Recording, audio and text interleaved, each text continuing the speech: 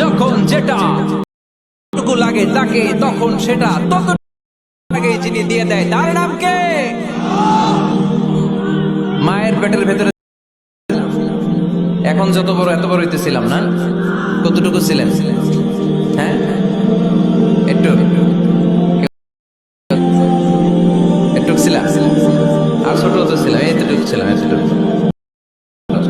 তোমরা কি ব্যাঙ্গাচি চিনো? ব্যাঙ্গাচি, ব্যাঙ্গের পোনা।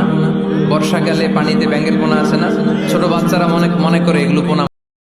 তোরা বাড়িতে ধরে নিয়ে আসে যে আম্মা মাছ আনছি, মাই দেখা দেয় কোনি এটা মাছ, ব্যাঙ্গের পোনা।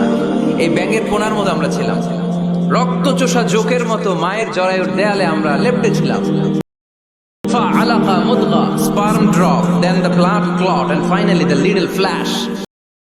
আমার আস্তে আস্তে আল্লাহ আমাকে বড় করলেন, আমার রেসপিরেটরি সিস্টেম চালু হলো, আমার ডাইজেস্টিভ, আমার কান হলো, আমার নাক হলো, আমার হার্টের দুইটা পার্টিশন হলো, তারপর শুরু হলো সিস্টলিক নিলয়, দম নেওয়া শুরু করলাম।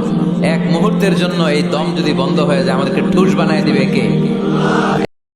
এজন্য যদি এই দম বন্ধ হয়ে যায় আমার কোনো অস্তিত্ব থাকবে না মায়ের পেটের ভেতরে। দুনিয়ার কোনো কবিরাজের কবিরাজি কাজে লাগে নাই, কোনো ডাক্তারের ডাক্তারি কাজে লাগে নাই। এই 9 মাস, এই 10 মাস মায়ের পেটে খাবার দিল কে?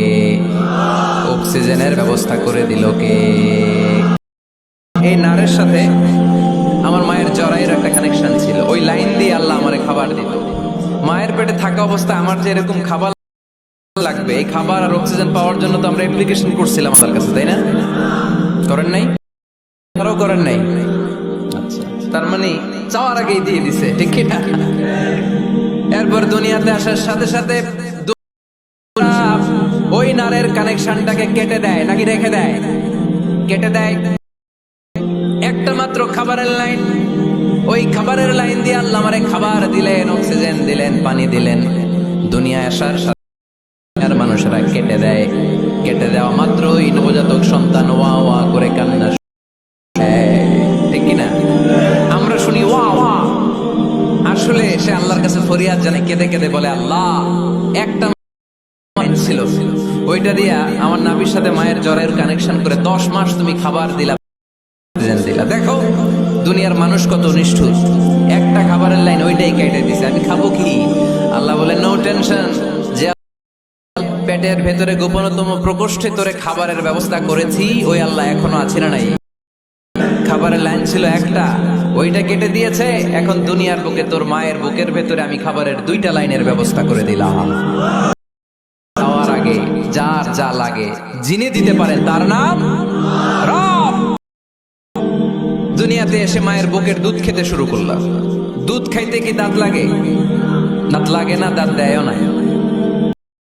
আমার বাড়তে শুরু করলো, সময়ের বিবর্তনে, কালের আবর্তমানে আমার বয়স 2, 3, 4। এখন তার দুধ খেলে, এখন আমার মাছ খেতে হবে, গোশত চিবোতে হবে, হাড্ডি চুষতে হবে। দাঁতের দরকার আছে না নাই? যখন দাঁতের দরকার ঠিক তখনই দাঁত দিল কে? দাঁত সময় মতো পাওয়ার জন্য কারা কারা আপনারা অ্যাপ্লিকেশন করছিলেন অনলাইনে? অনলাইনে করছিলেন যে আল্লাহ বয়স যখন 2, 3 তখন কিন্তু গোশত চাবাবো কুরবানির সময়, আমার কিন্তু দাঁত লাগবে। আগে আগে দাঁতটা কিন্তু সময় মতো দিবা। চেয়েছিলাম আমরা। যখন যেটা যতটুকু লাগে তাকে তখন সেটা ততটুকু চাওয়ার আগে যিনি দিয়ে দেয় তার নাম কে? আলহামদুলিল্লাহি রাব্বিল, তার নাম রব্বুল আলামিন। চিল্লায় বলতে হবে তার নাম, আরো জোরে কি নাম?